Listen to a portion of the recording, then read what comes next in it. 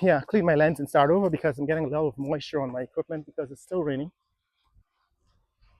But like I said, a lot of this activity, some of it has to do with road construction, and eventually some of it to do with local development, land development. But all of this land now has been acquired by various developers. It's unfortunate because if you wanted to build something in Guyana, you can't have access to this land because there are a lot of foreigners who've already bought up this land. People like Ed Ahmad, who was able to purchase several acres, 30 acres, I believe, of this land from New York, where he lives, and other international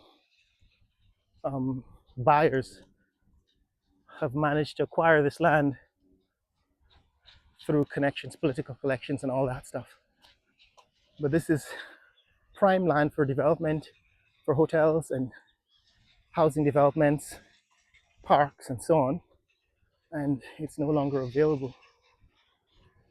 Over here, I think that's probably where they're doing some of their asphalt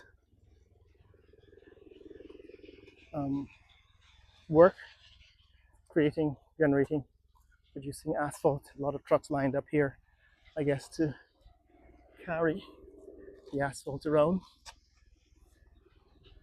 That's looking back. North, where we've come from, there's a helicopter passing overhead, and this is south. These guys are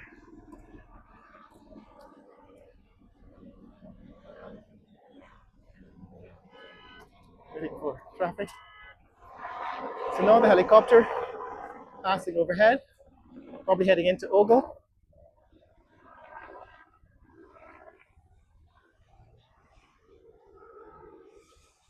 So now the helicopter heading into Ogle Airport.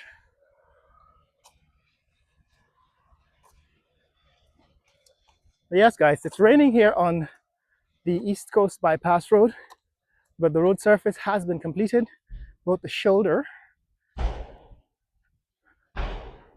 and the road itself.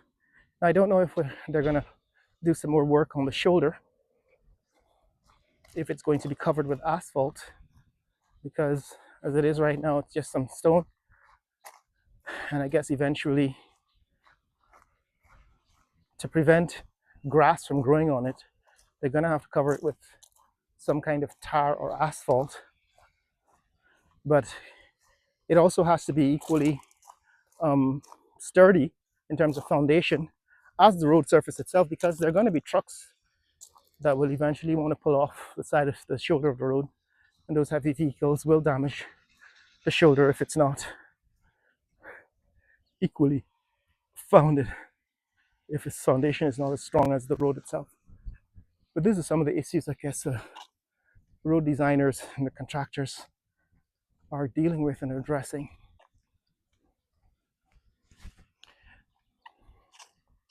So we're about 3.5 miles into our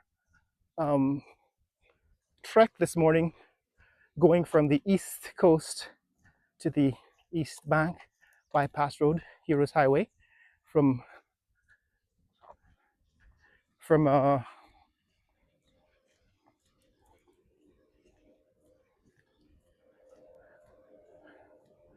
from Corridor Park. It's one of the trucks now passing right from Corridor Park all the way to Eccles, and all the road, all of the land on the side of the road here, these sides, those lands have already been acquired for development, various kinds of development.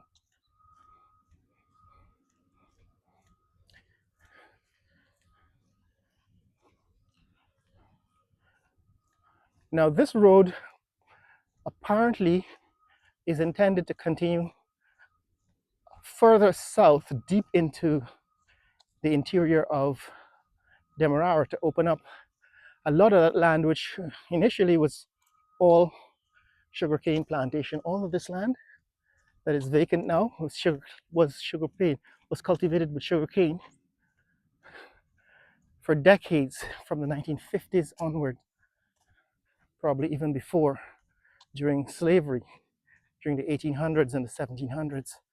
All of this land was cultivated with sugarcane, but then in the 1980s and 1990s, sugar began to fail as a crop for Guyana due to various protection, uh, due to protectionism from European markets and North American markets. There's always been a very high tariff on sugar to protect local sugar production, beet sugar, for example, in North America and Europe.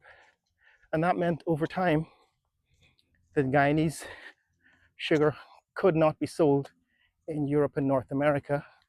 They would buy the raw sugar, refine it, turn it into white sugar or confectionery sugar, and resell it. And eventually, over time,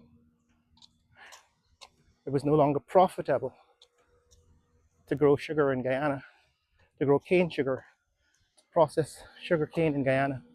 And that's where we are now, where all of this land, which used to be sugar cane, look, in fact, you can see the remnants of sugar cane. So that is some sugar cane that still exists naturally in the local area remaining from previous cultivation. And somebody else has started construction at this point. Last time we were here in this neck of the woods, they hadn't started construction, but it seems as if there's going to be a road. It seems as if somebody's going to be putting a road in here. This seems to be a small culvert. As you can see, the road has been cut through the area, and I guess that's going to go all the way through to Campbellville, I believe, or South Randolph. So all of these areas where we are right now are east of South Randolph and Campbellville and so on, South Randolph Park, South Randolph Gardens and so on. So cutting a road through this area